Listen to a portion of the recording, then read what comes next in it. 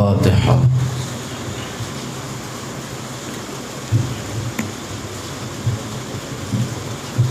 غیر المغضوب علیہم کما قال اللہ تبارک و تعالی فی شان حبیبہ مخبرا وآمرا ان اللہ وملائکتہ یصلون علی النبی یا ایہا الذین آمنوا صلوا علیہ وسلموا تسلیما اللہم صل علی محمد وآل محمد سبحان ربک رب العزت عما یصفون وسلام علی المرسلین والحمد للہ رب العالمین۔ اعوذ باللہ السمیع العلیم من الشیطان اللعین الرجیم بسم اللہ الرحمن الرحیم الحمد للہ رب العالمین والصلاة والسلام علی سید الانبیاء والمرسلین سیدنا و مولانا ابی القاسم محمد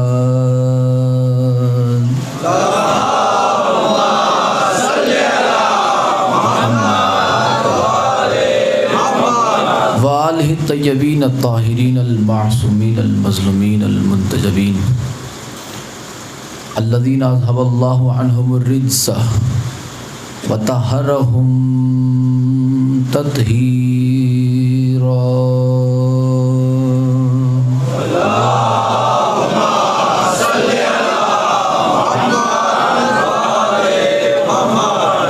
ولعنۃ اللہ علی اعدائہم وغاصب حقوقہم ومنکر ولایتہم وفضائلہم ومصائبہم وغیبتہم اجمعین۔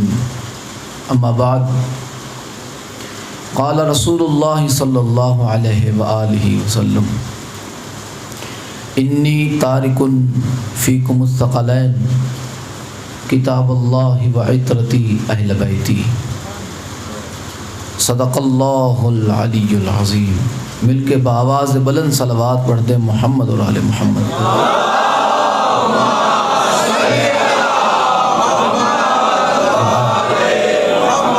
دعا ہے آل محمد کا عظیم اور کریم اللہ اس ذکر پاک کے صدقے میں ہمارے گناہوں کو معاف فرمائے۔ مولا اس ذکر پاک کو اپنی بارگاہ میں شرف قبولیت عطا فرمائے۔ مولا اس ذکر پاک کے صدقے میں ہمارے گناہوں کو معاف فرمائے۔ جتنے بیمار ہیں ذکر حسین کا صدقہ مولا انہیں شفائے کاملہ و عاجلہ عطا فرمائے۔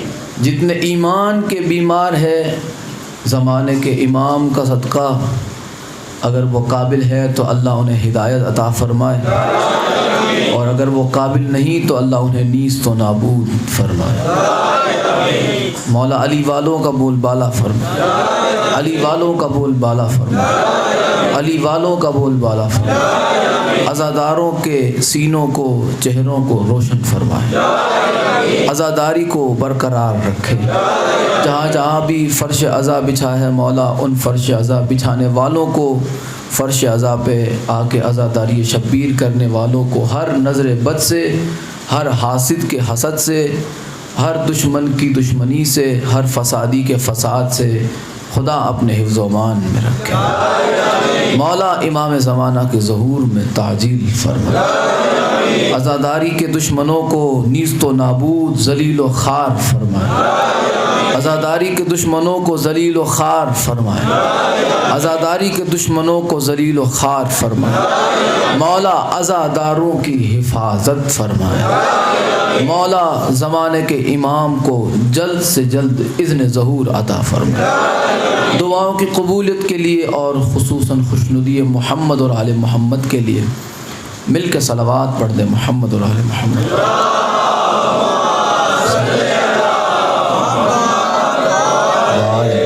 وعجل فرج آل محمد۔ سبحان ربک رب العزت عما یصفون وسلام علی المرسلین والحمد للہ رب العالمین برحمتک یا ارحم الراحمین۔ مل کے بآواز بلند صلوات پڑھ دیں محمد اور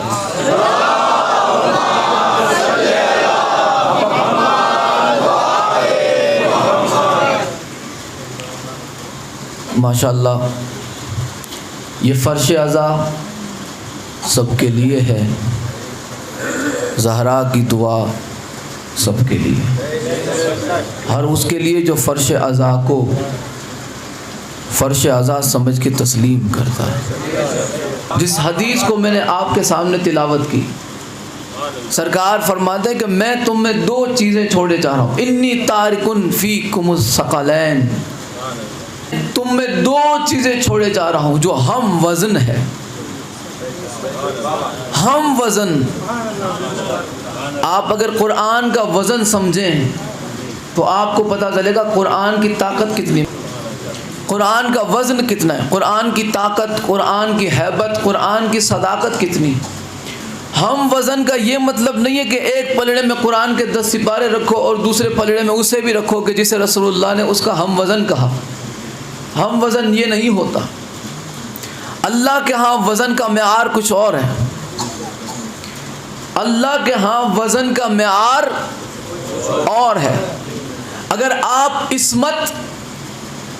عصمت اور رسالت کو پلڑے میں رکھیں گے تو آپ کو پتا ہے عصمت کا پلڑا بھاری ہو جائے گا۔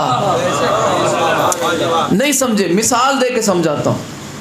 مثال اتنی بار آپ نے سنی ہے لیکن ان لفظوں میں نہیں۔ اگر آپ وزن دیکھیں گے عصمت کا اور رسالت کا اگر وزن دیکھیں گے تو عصمت کا وزن بھاری ہوگا، رسالت آپ کو پلڑے میں اٹھتی نظر آئے گی۔ کیسے؟ یہ پلڑا آپ نے کہاں دیکھا؟ مسجد نبوی تھی، صحابہ سے بھری ہوئی مسجد تھی، رسولوں کے امام ممبر پہ جلوہ فرما تھے، اللہ کا مظہر، رسولوں کا امام، رسالت کا پیشوا ممبر پہ جلوہ فرما ہے۔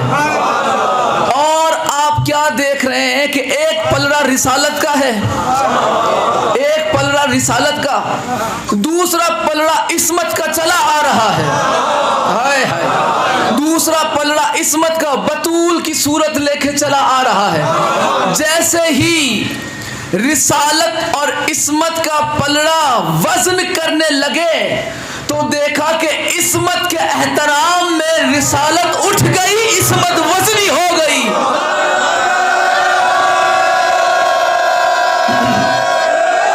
حیدری رسالت دیکھیں پلڑے میں اٹھتی نظر آئی اور عصمت وزنی نظر آئی۔ تو ہم وزن قرآن کا، عصمت آپ پتہ ہے کہ قرآن کے ساتھ رسول اللہ نے کسے رکھا؟ اہل بیت کو رکھا۔ اہل بیت علیہ السلام قرآن سے زیادہ افضل ہے، یہ تو ہمیں سمجھانے کے لیے۔ اب میں نے تو آپ سے یہ کہہ دیا کہ قرآن سے افضل اہل بیت ہیں، دلیل بھی تو ضروری ہے نا، بات ہمیشہ دلیل سے مکمل ہوتی ہے۔ تو آپ دیکھیں کہ سب سے پہلے قرآن دیکھیں، قرآن جو ہے وہ رسول کے پیچھے چلتا ہے، پیر لے کے نہیں چلتا۔ کیسے رسول کے پیچھے چلتا ہے قرآن؟ کہ اگر رسول سفر میں ہو قرآن سفر میں آتا ہے۔ مثال اگر میں سمجھا پایا تو آپ آسانی سے اس بات کا لطف اٹھا پائیں گے۔ اگر میں سمجھا پایا، رسول اگر سفر میں ہو تو قرآن سفر میں آتا ہے، رسول اگر حجرے میں ہو قرآن حجرے میں آتا ہے، رسول اگر میدان جنگ میں ہو قرآن وہاں آتا ہے۔ میرے رسول تجھے قرآن لینے آنے کی ضرورت نہیں۔ حضرت موسیٰ کوہ طور پہ جاتے تھے، حضرت موسیٰ کو کوہ طور پہ بلا کے اللہ نے کتاب دی کہ موسیٰ تجھے آنا ہوگا۔ جب رسول کی باری آئی تو اللہ نے کہا رسول تجھے نہیں آنا، جہاں جہاں تو ہوگا وہاں وہاں قرآن آئے گا، جہاں جہاں تو ہوگا، جہاں جہاں تو ہوگا وہاں وہاں قرآن آئے گا۔ میرے محبوب تو سفر میں ہوگا قرآن سفر میں آئے گا، میرے محبوب تو حضر میں ہوگا قرآن حضر میں آئے گا، تو حجرے میں ہوگا قرآن حجرے میں آئے گا، تو جنگ کے میدان میں ہوگا قرآن میدان میں آئے گا، تو اگر غار میں ہوگا قرآن غار میں آئے گا، اگر تو کعبے کے حرم میں ہوگا قرآن وہاں آئے گا، تو اگر مکے میں ہوگا قرآن مکے میں آئے گا، تو اگر مدینے میں ہوگا قرآن مدینے میں آئے گا، تو اگر طواف کے دوران ہوگا قرآن طواف کے دوران آئے گا۔ قرآن تیرے پیچھے پیچھے چلے گا، قرآن تیرے پیچھے پیچھے چلے گا، تجھے قرآن لینے آنے भेजूंगा, मैं तेरे पास कुरान भेजूंगा। ये तो सामित कुरान है कि जिसके वजन पे अहले बैत को रखा गया। इस कुरान का वजन देखा, जहां रसूल जा रहे हैं कदम कदम के ऊपर कुरान आ रहा है। जहां रसूल वहां कुरान, जहां रसूल वहां कुरान। रसूल जंग में कुरान जंग में, रसूल हजर में कुरान हजर में, रसूल मस्जिद में कुरान मस्जिद में, रसूल हुजरे में कुरान हुजरे में, रसूल गार में कुरान गार में। लेकिन जब बात नाती के कुरान की आई, अली की आमद अल्लाह ने अपने घर में करवाई। उस घर में कि जिस घर का गिलाफ अल्लाह ने काला रखा हुआ है, उस घर में अल्लाह ने अली को भेजा। जिसका गिलाफ अल्लाह ने अपने पसंद के रंग का रखा है, अलवी रंग का रखा, उस अलवी रंग के काबे में अल्लाह ने अली को भेजा। अली को भेज के रसूल से फरमाया, मेरे महबूब वो कुरान है जो तेरे पीछे चलेगा, ये नाती के कुरान है, खुद लेने आना होगा।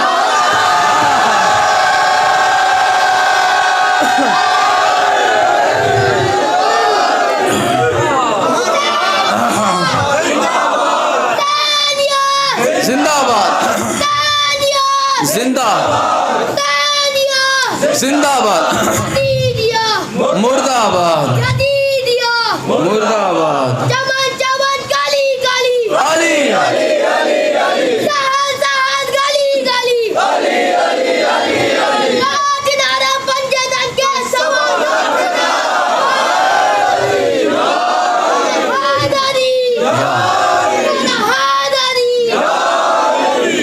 मेरे महबूब ये अली है, ये अहले बैत है, ये इस्मत के मालिक हैं। आपको खुद लेने जाना होगा। रसूल बाहें फैलाते, बाहें फैलाते ऐसे, हर बार ये लुत्फ देता है जुमला। जब जब ये फूल फातिमा के चमन में खिलते रहे, अली की अम्मा का नाम भी फातिमा है, हसनैन की अम्मा का नाम भी फातिमा है। जब जब ये फूल फातिमा के चमन में खिलते रहे, रिसालत बाहें फैला के इस्तकबाल को बढ़ती रही, बाहें फैला के इस्तकबाल को। ये हम वजन है। तो अज़ादारी के सिलसिले में कल काफ़ी हवालाजात आपकी खिदमत में कमोबेश 19 से 20 किताबें पेश की थी। बीबी आयशा के मातम पर बीबी आयशा ने ख़ुद रसूलुल्लाह सल्लल्लाहु अलैहि वसल्लम के जनाजे में मातम फरमाया, अपना चेहरा पीटा। सिर्फ आपने नहीं, रसूलुल्लाह की जितनी और भी बीवियां थी उन सभी औरतों ने, अज़वाज ने अपना चेहरा भी पीटा, अपना सीना भी पीटा। और उन्होंने बीबी आयशा ने नोहा खानी भी की आपके वालिद मोहतरम के जनाजे पर, और फिर जो है रोने और पीटने का भी सिलसिला वहाँ पे हुआ। वहाँ भी आहो फुगा हुई, मातमदारी, आज़ादारी, सीना ज़नी जिसे कहते हैं। ये सीना ज़नी किसी और का तरीक़ा ना समझकर, बीबी आयशा का तरीक़ा समझकर ही उम्मत रसूल को चाहिए कि वो गम हुसैन में आगाज़ करें। अब मैं आपको कुछ और किताबें हैं जो बड़ी अहम हैं। हज़रत उस्मान की शहादत पर मातम। ऐसा नहीं है कि ये मातम का सिलसिला ख़त्म हो गया, फिर ये सिलसिला जारी रहा। क्या किसी को पता ही नहीं था कि मातम हराम हो चुका? किसी को नहीं पता चला। चलो वो तो हज़रत हमज़ा अलैहिस्सलाम की शहादत पे उन्होंने बहाना बना लिया कि फिर तो हराम हो गया था, जबकि रसूल कभी फ़ैल हराम का हुक्म नहीं देता। कभी भी रसूल फ़ैल हराम का हुक्म नहीं देता, चाहे कुरान में उसका हुक्म आ चुका हो या ना आ चुका हो। दीन धीरे धीरे करके 23 साल में कुरान नाजिल हुआ, एकदम से हर चीज़ हराम नहीं हो गई, धीरे धीरे। लेकिन जो चीज़ हराम उस वक्त तक ना भी हुई थी तो रसूल ने कभी हराम काम का हुक्म नहीं दिया। और मौलवी पता नहीं वो किस दुनिया में रहते हैं। तो आइए, बीबी आयशा के मातम के बाद पेश खिदमत है हज़रत उस्मान की शहादत पर उनकी बीवियों का मातम और कूफियों का मातम। अब ये मातम करने वालों में कौन कौन है पता है आपको? आओ मैं आपको बताऊं कि उन मातम करने वालों में कौन है। हज़रत उस्मान का मातम हुआ। हज़रत उस्मान का खून भरा जुब्बा और उनकी बीवी की कटी हुई उंगलियां लेके कूफा ले जाया गया। کوفہ جب لے جایا گیا معاویہ کے پاس، تو معاویہ نے اس خون بھرے جبے کو منبر پہ رکھا، اور جو حضرت عثمان کی بیوی تھی ان کی کٹی ہوئی انگلیاں منبر پہ رکھی گئی، اور پورے کوفے کے اندر ماحول یہ ہو گیا کہ ماتم کی صدا اور بدلہ بدلہ کا شور شروع ہو گیا۔ بدلہ، حضرت عثمان کا ماتم ہوا، پورے کوفیوں نے کیا۔ اب یہ پتہ نہیں کون سے کوفی تھے، یہ کہتے کہ وہ کوفہ میں دھوکے باز تھے، شیعہ تھے، یہ کون تھے؟ ذرا پتہ کرنا مسلمانوں سے گزارش ہے کہ یہ کوفی کون تھے جنہوں نے حضرت عثمان کا ماتم کیا تھا۔ غم حسین میں ماتم کرنے والوں کو تو تم نے شیعہ کہہ دیا اور جان چھڑا لی، تو حضرت عثمان کا ماتم کرنے والے یہ کوفی کون تھے؟ تو ذرا ان کا بھی آپ پتہ کیجئے گا۔ آپ کی خدمت میں پیش کرنے لگا ہوں 5 کتابیں، حضرت عثمان کے ماتم پر 5 کتابیں۔ پہلی کتاب ہے خلفائے راشدین، صفحہ نمبر 186 اور 87۔ دوسری کتاب ہے آئینہ معلومات خلفائے راشدین، صفحہ نمبر 235۔ تیسری کتاب ہے تاریخ طبری، جلد 3، حصہ 1، صفحہ نمبر 448۔ چوتھی کتاب پھر تاریخ طبری، اسی میں سے ایک اور روایت ہے، تاریخ طبری جلد 3، حصہ 1، صفحہ نمبر 483۔ اور 5ویں کتاب ہے سیرت عثمان غنی، صفحہ نمبر اس کا 82 ہے۔ کتاب کا نام ہے خلفائے راشدین، ٹھیک ہے۔ اور اس باب کا نام کیا ہے؟ حضرت عثمان کا ماتم۔ روایت بڑی مختصر ہے، میں وہ آپ کو سنا دیتا ہوں، پھر آگے آپ دیکھیں کہ ماتم کرنے والوں کی نشانی اہل سنت کتابوں میں کیا ہے۔ ہمیں تو رافضی کہا جاتا ہے، جہنمی کہا جاتا ہے، آپ دیکھیں ان کی کتابوں میں آپ کو کیا کیا ملتا ہے۔ کتاب کا نام ہے خلفائے راشدین، صفحہ نمبر 186 اور 87۔ حضرت عثمان کا ماتم۔ صحابہ کرام اور عام مسلمانوں میں سے کوئی اس سانحہ عظمیٰ کے سننے کے لیے تیار نہ تھا۔ وہ جو واقعہ ہوا حضرت عثمان کا، اسے سننے کے لیے کوئی تیار نہیں تھا، اتنا دردناک تھا۔ اور کسی کو یہ وہم و گمان بھی نہ تھا کہ باغی اس حد تک جرت کریں گے، ہے نا، وہی لفظ آ گیا باغی، بغاوت کرنے والے، باغی اس حد تک جرت کریں گے کہ امام وقت کے قتل کے مرتکب ہو جائیں گے، امام وقت کے قتل کے مرتکب ہو جائیں گے، یعنی وہ حضرت عثمان کے قتل کو انجام دے دیں گے، یہ سوچا نہیں تھا۔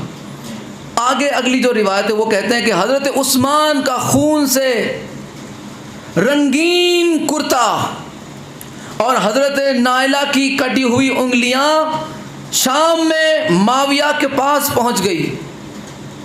جب وہ کرتا مجمع عام میں کھولا گیا اور انگلیاں لٹکائی گئی تو ماتم برپا ہو گیا اور انتقام انتقام کی آوازیں آنے لگی۔ کیا ہو گیا بھائی؟ برپا، ماتم۔ جس نے ماتم کیا وہ جہنم میں چلا گیا۔ تو بھائی ہم تو 14ویں صدی میں آج ہیں اور یہ تو پہلی صدی کی بات ہے، تو اگر ماتم کرنے والا جہنم میں جائے گا یا ماتم کروانے والا جہنم میں جائے گا، تو آپ دیکھیں یہاں پہ کتاب ہے خلفائے راشدین، لکھنے والے آپ کے حضرت ہیں، وہ لکھ رہے ہیں کہ معاویہ نے جب اس کرتے کو عوام میں رکھا تو پبلک کے اندر ماتم گونج اٹھا، ماتم کا شور اٹھا اور انتقام انتقام کی صدائیں بلند ہوئی۔ پتہ چلا کہ وہ سب ماتم کرنے والے کوفی اور ماتم کروانے والا معاویہ آپ کے بقول کب جہنم میں بھیج رہے ہیں انہیں۔ آپ اگر یہ کہتے ہیں کہ ماتم کرنے والا جہنم میں جائے گا تو آپ دیکھیں، آپ کو پتہ نہیں کہ یہ آپ نے کیا بکواس کر دی۔ اب اگلی کتاب تاریخ طبری جلد سوم، حصہ اول، کیا لکھتے ہیں کہ حضرت عثمان کی شہادت کے موقع پر اب یہ دیکھیں کہ ماتم کرنے والے کون ہیں اور ماتم کو تماشا کرنے والے، ماتم کو تماشا بنانے والے کون ہیں۔ یہ اہل سنت امام نے لکھا ہے، امام جریر الدین طبری، اس سے بڑا تاریخ کا اہل سنت میں عالم انہیں ملتا ہی نہیں، ہم نے تو نہیں ڈھونڈا، انہوں نے ڈھونڈ کے بتایا کہ ہمیں نہیں ملا امام جلیر الدین تبری سے بڑا تاریخ کا جو ہے جاننے والا۔ انہوں نے اپنی کتاب میں لکھا تاریخ تبری میں صفحہ نمبر 448 پر، باب کا نام ہے غم اور خوشی۔ غم اور خوشی۔ حضرت عثمان کی جب شہادت ہوئی تو اس موقع پر دو قسم کے لوگ تھے، دو قسم کے۔ حضرت عثمان کی شہادت پر دو قسم کے لوگ تھے۔ کون سی؟ نیک لوگ ماتم کر رہے تھے۔ بھائی توجہ کرنے والی بات ہے، نیک لوگ ماتم کر رہے تھے اور رو رہے تھے، مگر باغی لوگ خوش ہو رہے تھے۔ آخر میں یہ لوگ بہت پشیمان ہوئے۔ نیک لوگ ماتم کر رہے تھے اور رو رہے تھے، اور باغی لوگ بغاوت کرنے والے، مقتول سے بغاوت کرنے والے خوش ہو رہے تھے۔ اب آپ کو حسین کے قاتل ڈھونڈنے میں مشکل نہیں آئے گی۔ جہاں آپ مبارکباد تقسیم کرتے ملوں کو دیکھیں تو سمجھ لینا یہی ہے حسین کے قاتل۔ یہ اصول انہی نے دیا کہ مقتول کے قتل پہ خوش ہونے والے باغی ہوتے ہیں، اور یہ ہمیں کہتے ہیں کہ یہ باغی نیک لوگوں کا کام ہے ماتم کرنا۔ آپ جیسے خبیث کیا جانے عزاداری شبیر کیا ہے، نیک لوگوں کا کام ہے۔ اس کے بعد آپ دیکھیں ایک شاعر ہے اسلام کا سب سے بڑا شاعر، حضرت عمران کے بعد، سرکار عمران کے بعد اگر کوئی شاعر ہے جس کا نام عالم اسلام میں اگر گونجتا ہے تو وہ ہے حسان بن ثابت۔ ان کی مقبولیت پر تو کسی کو شک نہیں، ان کی صحابیت پر تو کسی کو شک نہیں۔ حسان بن ثابت، یہ چونکہ حضرت عمران کو نہیں مانتے نا، تو ان کے یہاں سب سے بڑا شاعر رسول اللہ کا حسان بن ثابت۔ یہی شاعر حضرت عثمان کے بارے میں کیا لکھتا ہے اور اپنے بارے میں حضرت عثمان کی شہادت کے لیے کیا کہتے ہیں، یہ بھی ہے تاریخ تبری جلد 3 حصہ 1 صفحہ نمبر 483۔ فرماتے ہیں کہ میں، حسان بن ثابت کہتے ہیں شاعر رسول، میں حضرت عثمان کا ماتم کرتا ہوں۔ اللہ اکبر، میں حضرت عثمان کا ماتم کرتا ہوں۔ اور پھر وہ حضرت عثمان کے بارے میں کہتے ہیں وہ اپنے آزمائش میں پورے اترے اور اب وہ قبرستان بقیع الغرقد میں آرام فرما رہے ہیں۔ یعنی جو شاعر اسلام کا سب سے بڑا شاعر مانا جاتا ہے وہ بھی اپنے آپ کو حضرت عثمان کے قتل کے موقع پر نمازی نہیں کہتا، ماتمی کہتا ہے۔ وہ اپنے آپ کو ماتمی کہتا ہے کہ میں ماتمی ہوں حضرت عثمان کا۔ تو اگر ہم ماتم کر کے جہنم میں جائیں گے تو لسٹ تیار رکھیں آپ، نام آپ کو ہم بڑے بڑے دیں گے جو آپ کی حیثیت سے باہر ہے، جن کے بارے میں کوئی ٹپڑی کرنا۔ اب بنی ہاشم کا ماتم، اب وہ چیزیں آئے گی کہ جس پہ ہمیں سوال کرتے ہیں کہ کبھی امام حسین کا ماتم کسی اہل بیت نے کیا؟ کتاب سے دکھاؤ، کتاب سے دکھاؤ کہ کبھی امام حسین کا ماتم کسی نے اہل بیت میں سے کیا ہو، کبھی سید سجاد نے کوئی بات کہی ہو، کبھی آپ کے 12 امام گزرے ان میں سے کسی نے کہا ہو، تو کیوں نہ دکھا دیا جائے۔ سب سے پہلے آپ کو کربلا میں ماتم دکھاتے ہیں اہل سنت کتاب سے۔ پہلی کتاب ہے تاریخ تبری جلد 4 حصہ 1 صفحہ نمبر 241، اور سب سے موضوع کا حصہ میں وہ پڑھ دیتا ہوں۔ یہ بیویاں جب آپ کی لاش اور آپ کے عزیزوں اور فرزندوں کی لاشوں کی طرف سے گزریں تو آہو نالا کرنے لگی اور منہ اور سینہ پیٹنے لگی۔ سیدانیوں نے سب سے پہلے اپنے بچوں کا ماتم کیا، سیدانیوں نے ماتم کیا اپنے بچوں کا۔ پھر اس کے بعد عبد الملک ابن عمرو بن سعد کے پاس آیا، دیکھتے ہی دیکھنے اس نے پوچھا کہ وہاں کی کیا خبر ہے، خیام حسین کی، شہادت حسین کے بعد کیا خبر ہے؟ تو اس نے کہا کہ آپ کے خوش ہونے کی خبر ہے۔ نعوذ باللہ، آپ کے خوش ہونے کی خبر ہے۔ ایک لعین نے دوسرے لعین سے پوچھا کہ خیام حسین کی شہادت حسین کے بعد کیا خبر ہے؟ تو عبد الملک کہتا ہے کہ میں نے قتل حسین کی ندا کر دی۔ اس کو سن کر زنانے بنی ہاشم نے اپنے اپنے گھروں میں جیسا نوحہ و ماتم قتل حسین پر کیا میں نے کبھی نہ سنا تھا۔ اللہ اکبر۔ قتل حسین کے پہلے ماتمی کون ہیں؟ بنو ہاشم۔ یہ اہل سنت امام لکھ رہا۔ پھر آگے فرماتے ہیں، جریر الدین طبری لکھتے ہیں کہ عمر بن سعد نے یہ شعر، یہ مصرع پڑھا۔ بغض دیکھیں ان خبیثوں کے دل میں اہل بیت کے لیے کتنا تھا۔ جب اہل بیت کے گھر کی یہ خبر سنی کہ ایسا میں نے کبھی نوحہ اور ماتم نہیں دیکھا، تو اس مردود نے ایک مصرع پڑھا جس کا مطلب یہ ہے کہ ہماری عورتیں جنگ ارنب میں جس طرح روئی پیٹی تھی، آخرکار ہم نے بھی تمہیں اس طرح رونے پیٹنے پر مجبور کر دیا۔ اللہ۔ پھر عمرو نے یہ مصرع پڑھا، ایک اور مصرع پڑھا کہ عثمان بن عفان کے قتل پر جو فریاد و زاری ہوئی تھی، یہ نوحہ و ماتم اسی کے بدلے میں ہے۔ پتہ چلا امامت سے بدلہ کس لیے لیا گیا؟ خلافت کی وجہ سے۔ امامت سے، گھرانہ رسالت سے بدلہ کس کے لیے لیا گیا؟ بنو امیہ کے لیے، خلافت کے لیے لیا گیا۔ اور آپ ہم سے پوچھتے ہیں کہ کہاں ماتم لکھا ہے، کہاں اہل بیت کے کسی فرد نے ماتم کیا؟ یہ لکھا ہے آپ کی کتاب میں۔ یہ آپ کی بدنصیبی ہے، یہ آپ کے جہنمی ہونے کی نشانی ہے کہ آپ حق جانتے ہوئے بھی حق چھپاتے ہیں۔ جہنمی ہونے کی نشانی اپنی طرف سے جملہ نہیں کہا میں نے، رسول اللہ کا فرمان ہے کہ اگر کسی سے کوئی بات پوچھی گئی اور اگر وہ جانتا ہوا اور پھر بھی اس نے چھپا دیا اور حق نہ بولا، قیامت کے دن اللہ اس کے منہ میں آگ کی لگام ڈال دے گا۔ آگ کی لگام ڈالی جائے گی کہ جو حق چھپاتا ہے۔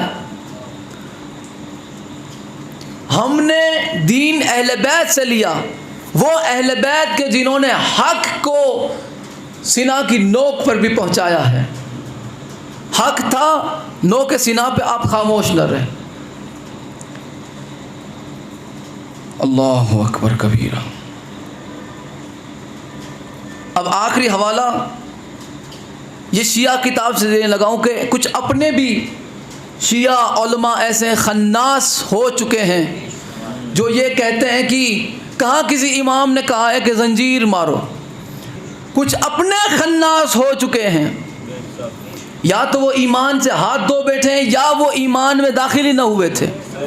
وہ کہتے ہیں کسی جھوٹی کتاب سے دکھا دو کہ کسی امام نے کہا ہو، کسی امام کا فرمان دکھاؤ کہ امام نے کہا ہو زنجیر مارو۔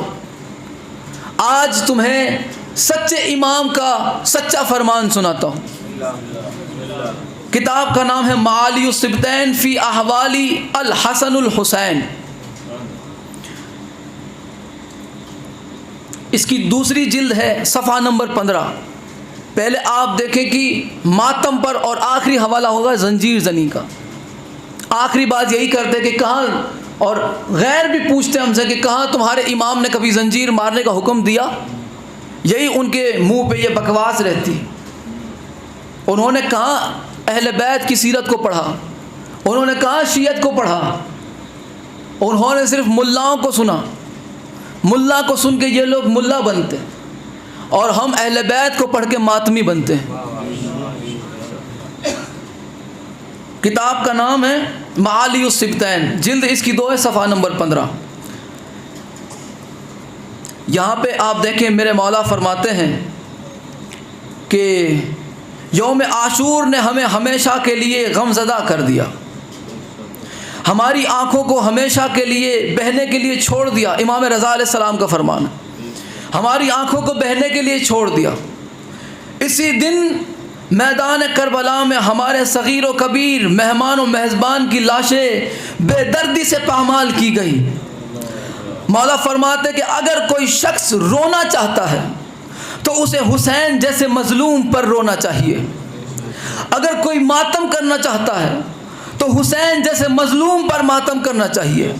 غم شبیر سے گناہوں میں بھی کمی ہوتی ہے۔ جب کوئی شبیر کے غم میں غمگین ہوتا ہے تو اللہ اس کے گناہ معاف فرما دیتا ہے۔ اور پھر فرماتے ہیں کہ یوم عاشور تو آہ و بکا اور گریہ و زاری میں غش کر جاتے تھے۔ اور امام صادق علیہ السلام کا فرمان یہاں پہ لکھا ہے، امام فرماتے ہیں، امام صادق نے فرمایا کہ شہادت حسین پر آسمان و زمین میں جو کچھ آسمان و زمین میں ہے وہ سب جنت کے باسی، جنت اور جنت کے واسی سب گریہ ہوتے ہیں۔ اس دن زنجیر زنی سینہ جنی کی جائے، زنجیر زنی کی جائے، سینہ زنی کی جائے، گریبان چاک کیے جائے اور واویلا کیا جائے۔ یہ مولا کا فرمان ہے۔ اب اگر اس کے بعد بھی اگر کوئی یہ کہے کہ اس کے بعد بھی کوئی یہ بتائے کہ کب مولا سجاد سب سے پہلے عزادار ہے، مولا سجاد نے کب ماتم کیا، آخری بہانہ تو یہی رہتا ہے مولا سجاد کا ماتم دکھاؤ۔ میں نے امام صادق کا صادق فرمان سنایا، سچا فرمان سنا۔ مولا فرماتے ہیں کہ یوم عاشور زنجیر زنی کی جائے، سینہ زنی کی جائے، آہ و بکا کیا جائے، سینہ گریبان چاک کیا جائے، گریبان۔ اس کے بعد بھی ایک بہانہ رہ جاتا ہے کہ سید سجاد نے کب عزاداری کی۔ تو آپ دیکھیں یہی معالی الصبتین اس کی دوسری جلد اور صفحہ نمبر 371 اور 72 مکمل روایت ہے، میں مختصر کر کے سنا دیتا ہوں۔ جب عوام کے اندر شہادت حسین کے بعد اہل بیت کے خاندان کو جب قید میں ڈال دیا گیا، جب قید میں ڈالا اہل بیت کو، اور جب پبلک کو پتہ چلنے لگا، عوام کو، لوگوں کو، کہ یزید نے حسین کو شہید کروا کر ان کے گھر والوں کو قید میں ڈال دیا، زندان میں قید کر دیا، جس میں علی کی بیٹی بھی ہے، جس میں حسین کا بیٹا بھی ہے، انہیں قید کر کے زندان میں قید خانے میں ڈلوا دیا، جیل میں۔ اب لوگوں کے اندر اتنی بغاوت آنے لگی، لوگوں کے اندر اتنا جوش آنے لگا کہ یزید کے صلاح کار نے، اس کے کسی چمچے نے کہا کہ پبلک کے اندر، عوام کے اندر، لوگوں کے اندر یہ بات کھل کے آ چکی ہے سامنے کہ تو نے خاندان رسول کو قید میں ڈالا۔ اس نے کہا اب کیا کیا جائے؟ صلاح کار نے صلاح دی کہ جلد سے جلد جتنا ہو سکے خاندان رسول کو رہا کیا جائے۔ اس نے مولا سجاد کو بلایا اور اس نے کہا کہ میں تمہیں آزاد کرنا چاہتا ہوں، میں تمہیں رہا کرنا چاہتا ہوں، میں نے تمہیں تکلیف دی، میں تمہیں چھوڑنا چاہتا ہوں، آپ جب چاہیں جو چاہیں لے سکتے ہیں، جب چاہے جا سکتے ہیں، میں نے آپ کو آزاد کیا۔ مولا نے فرمایا کہ ہم ایسے نہیں جائیں گے، ہم ایسے نہیں جائیں گے، ہمارے لیے ایک حجرے کا اہتمام کیا جائے، ایک روم کا، ایک کمرے کا، ہم جلوس لے کر چلیں گے حسین کا، ہم حسین کا جلوس لے کر چلیں گے، شامی مردوں کو میرے پاس بھیجا جائے، شامی عورتوں کو مستورات کے پاس بھیجا جائے، تاکہ ہم حسین کے غم میں جی بھر کے رو سکیں۔ سب سے پہلی حسین ابن علی کی عزاداری کی جس نے مجلس قائم کی وہ زمانے کا امام تھا سید سجاد، جس نے اپنی آنکھوں سے کربلا دیکھی، جس نے اپنی آنکھوں سے وہ منظر دیکھا۔ ایک خبیث تھا جس نے مولا حسین علیہ السلام کا امامہ لوٹا تھا، کئی لوگ جس کے ہاتھ میں جو آیا وہ لوٹ لوٹ کے حسین ابن علی کو چلا گیا۔ ایک مردود امامہ لوٹ کے آیا تھا، امامہ لوٹ کے، امامہ جب وہ لوٹ کے گھر پہنچا تو وہ ایک ہی بات کر رہا تھا کہ امامہ میں نے لوٹا ہے، پیسے بھی میں لوں گا، حسین کا امامہ میں نے لوٹا، میں ہی پیسے لوں گا۔ یہ کہہ کے وہ گھر پہنچا، رات کا وقت ہو چکا تھا، جب وہ شام کو گیا انعام لینے کے لیے تو دربار بند ہو چکا تھا۔ اس سے کہا کہ جاؤ گھر، کل صبح آنا، امامہ دے جانا اور پیسے لے جانا۔ رات میں اس نے اپنے روم کے کمرے کے اندر امامے کو صندوق میں رکھا، صندوق میں رکھنے کے بعد یہ سو گیا۔ اب اتفاقاً اس کی بیوی مومنہ تھی، رات کا وقت تھا، اس مردود کو، اس ملعون کو اٹھا کے کہا کہ مردود تو کیا کر کے آیا ہے، تو نے کیا کیا ہے، تو کس کی امانت گھر لے کے آیا ہے؟ تو کس کا سر لے کے آیا ہے؟ تو کس کی کسی قیمتی چیز کو چوری کر کے آیا؟ تو کس کی امانت لے کے آیا؟ وہ امامہ کس کا ہے؟ مجھے محسوس ہو رہا ہے تو امامہ لے کے آیا۔ اس نے کہا کہ دور ہٹ جاؤ، ایسی بات نہ کرنا، یہ کسی باغی کا امامہ تھا۔ اس کی بیوی نے کہا کہ بدبخت، اگر وہ کوئی باغی تھا جس کا امامہ تو لوٹ کر آیا ہے تو ذرا بتا کہ رسول کی بیٹی فاطمہ زہرا میرے گھر میں کیوں رو رہی ہے؟ رسول کی بیٹی فاطمہ زہرا میرے گھر میں کیوں اشک بہا رہی ہے؟ وہ واہ حسینہ، واہ حسینہ، ہائے حسینہ، ہائے حسینہ، ہائے غربتا، ہائے غربتا کیوں کہہ رہی ہے؟ اب وہ مردود اٹھا اور جلد سے صندوق سے امامہ نکالا، امامہ نکال کے وہ دوڑنے لگا اور وہ کوفے کے جنگل کی طرف دوڑ گیا اور دوڑتا دوڑتا ایک ہی بات کہتا تھا، امامہ میں نے لوٹا ہے، میں ہی پیسہ لوں گا۔ یہ مردود پاگل ہو گیا۔ 2 سال تک یہ کوفہ کے جنگل میں بھٹکتا رہا، 2 سال کے بعد یہ مر گیا۔ تیسرے سال جب حج کا موقع آیا تو ایک حاجی کا قافلہ گزرا اسی جنگل سے جہاں اسے یہ امامہ نظر آیا۔ اس نے دیکھا کہ تیروں سے کٹا ہوا، خون سے بھرا ہوا، تلوار سے چھدا ہوا، نیزے سے پھٹا ہوا یہ امامہ زخمی حالت میں خون سے لت پت، لیکن اتنا عرصہ ہونے کے بعد، موسم پہ موسم بدلنے کے بعد اس امامے سے خون سوکھا نہیں تھا۔ اس نے اس امامے کو اپنے سامان میں رکھا، اس قافلے کا جو سب سے بڑا سالار تھا اس نے اس امامے کو اپنے سامان میں رکھا۔ وہ حج کر کے روضہ رسول کی زیارت کے لیے مدینہ منورہ گیا۔ جب اس نے دیکھا، مدینہ منورہ پہنچنے سے پہلے اس نے دیکھا کہ ایک شخص مدینہ کی بارڈر پہ اس شخص کا انتظار کر رہا تھا جس کے پاس امامہ حسین تھا، جس کے پاس میرے مولا حسین کا امامہ تھا۔ اس نے وہ شخص جب چلنے لگا تو ایک شخص پیچھے پیچھے آیا جس کا نام سید سجاد ہے۔ امام زین العابدین علیہ السلام، سید سجاد علیہ السلام اس کے استقبال میں آگے چلے آئے اور آپ نے فرمایا کہ اے حاجی، اگر تجھے اعتراض نہ ہو، اگر تجھے کوئی حرج نہ ہو، تجھے کوئی تکلیف نہ ہو تو کیا تیرا سامان میں اٹھا لوں؟ کیا تیرا سامان میں اٹھا لوں؟ اس نے کہا کہ ٹھیک ہے، میں تم سے اجرت نہیں لوں گا، میں تم سے پیسہ نہیں لوں گا، مفت میں تمہارا سامان اٹھا لوں گا، جہاں تک چاہو گے میں تمہیں چھوڑ دوں گا۔ اس نے سید سجاد کو اپنا سامان دیا۔ سید سجاد اس سامان کی گٹھڑی کو کبھی سینے سے لگاتے ہیں، کبھی آنکھوں سے لگاتے ہیں، کبھی سر سے لگاتے ہیں، کبھی واہ حسینہ کہتے ہیں، کبھی وہ غمگین ہو جاتے ہیں، کبھی تڑپ جاتے ہیں۔ روضہ رسول کے پاس، قبر رسول کے پاس جب یہ شخص، جب وہ مسافر اور سید سجاد پہنچے تو اس مسافر نے مولا سجاد کا ہاتھ پکڑ کے قبر رسول پہ رکھا اور اس نے کہا کہ تمہیں اس قبر میں لیٹے ہوئے رسول کا واسطہ سچ سچ بچاؤ کہ میرے سامان میں تمہارا کیا ہے، میرے سامان میں تمہاری کون سی چیز ہے جسے تم تلاش کر رہے ہو، جس کے لیے تم مجھ تک آ گئے۔ میں نے تمہیں دیکھا ہے جب تک تم یہاں پہنچے ہو، میں نے تمہیں تمہاری آنکھ سے اشک کو رکتے ہوئے نہیں دیکھا، کبھی میں نے تمہاری آنکھ سے آنسو دیکھے، کبھی میں نے تمہاری آنکھوں سے لہو دیکھے۔ سچ سچ بتانا تمہارے میرے سامان میں تمہارا کیا ہے اور تم کون ہو، تمہیں قبر رسول کا واسطہ۔ سید سجاد نے فرمایا کہ میرا سامان نہیں، میری زندگی تیرے سامان میں قید ہے، میری زندگی، میری عزت، میری حرمت تیرے سامان میں بسی ہوئی ہے۔ اس نے اپنی گٹھڑی کھولی، امامہ نکالا، اس نے کہا یہ امامہ میرے بابا حسین کا ہے، میں زین العابدین علی ابن حسین ہوں۔ مولا سجاد کو وہ امامہ جیسے ہی دیا گیا، وہ امامہ لے کر آپ فوراً بی بی زینب کے خیمے میں پہنچے۔ جیسے ہی بی بی زینب کے خیمے میں پہنچے، مدینے کے اندر ایسے رونے کی شور کی کبھی آواز نہ آئی تھی جیسی آج رونے کی آواز آ رہی ہے۔ 3 سال کے بعد زینب نے حسین کا امامہ دیکھا ہے۔ 3 سال کے بعد زینب کو وہ 70 قدم دور کھڑے رہ کے حسین نے جن زخموں کو برداشت کیا، ان زخموں کو زینب نے آج اتنے قریب سے دیکھا۔ جب شام غریبوں میں زینب عالیہ چلی ہے نا، زینب عالیہ حسین پہ رو نہ سکی، زینب عالیہ لاش حسین پہ، جسد حسین پہ آ کے کہنے لگے حسین تیرا امامہ کہاں ہے، حسین تیری انگوٹھی کہاں ہے، حسین تیرا جبہ کہاں ہے، حسین تیری عبا کہاں ہے، حسین تیری قبا کہاں ہے، حسین تیرا لباس کہاں ہے؟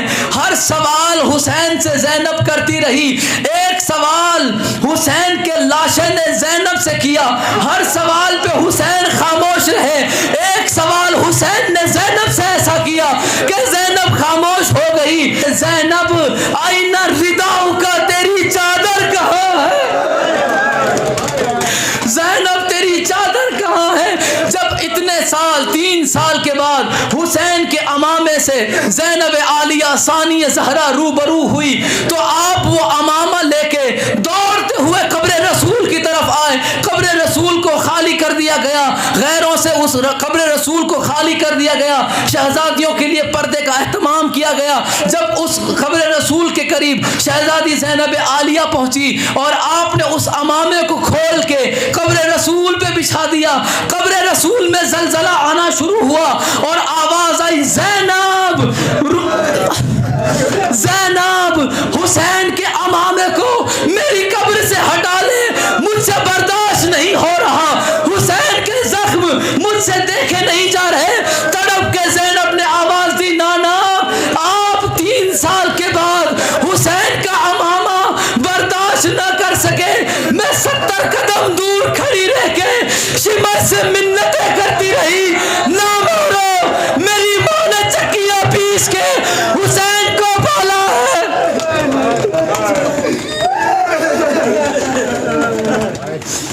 اللہ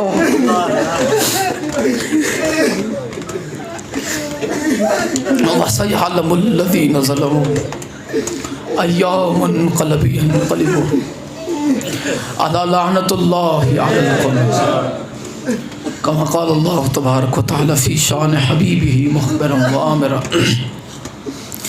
إن الله وملائكته يصلون على النبي يا أيها الذين آمنوا صلوا عليه وسلموا تسليما اللهم صل على محمد وعلى محمد وعجل فرج آل محمد. مولا اس ذکر پاک کو اپنی بارگاہ میں شرف قبول عطا فرما. مولا آپ کو کوئی غم نہ دے سوائے غم حسین علیہ السلام کے. مولا اس ذکر پاک کے صدقے میں، غم حسین کے صدقے میں بیماروں کو شفائے کاملہ و عاجلہ عطا فرما. مولا بحق محمد و آل محمد ذکر حسین کے صدقے میں آپ کے اور ہمارے بزرگوں کا سایہ ہم پر سلامت رکھے. مولا بحق محمد و آل محمد آپ کے اور ہمارے والدین کو مولا صحت و سلامتی کے ساتھ طویل زندگی عطا فرما. جن کے والد یا والدہ اس دنیا سے چلے گئے ہیں مولا ان کے درجات کو بلند فرما. سبحان ربک رب العزت عما یصفون وسلام علی المرسلین والحمد للہ رب العالمین برحمتک.